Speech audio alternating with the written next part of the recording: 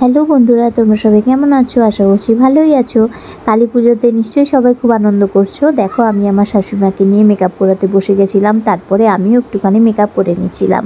তো যেহেতু সবাই মিলে বেরোবো, তো ভালো মতন একটুখানি রেডি না হলে হয়? আর পুজো বলে কথা, সবাই ভীষণ আনন্দ করো, আর সবার একসঙ্গে ঘুরতে বেরো, দেখবে আরও বেশি আনন্দ লাগবে।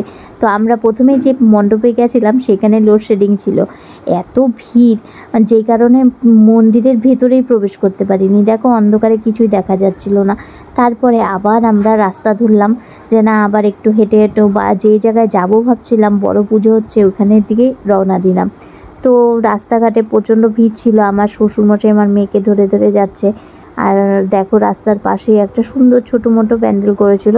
যাই হোক, ঠাকুরের মুখটা দেখতে পেয়েছি, এটাই অনেক প্রথমে। তো এটা একটা ছোট্ট ঠাকুর, ভীষণ ভালো, একদম পুতুলের মতন ছিল। এই যে আমরা বড় মণ্ডপটায় চলে এসেছি, এখানে প্রতিবারই ভীষণ ভালো প্রোগ্রাম হয়। তারপরে ছোটোখাটো একটা মেলা বসে, প্রচণ্ড ভিড় হয়। আমাদের এই ছোট্ট শহরে সব মানুষজন মনে হয় এই জায়গাতেই একটা মেলা বসে গেছে। আর আমি চারদিকে ঘুরে ঘুরে দেখছিলাম, আমার ভীষণ ভালো লাগছিল।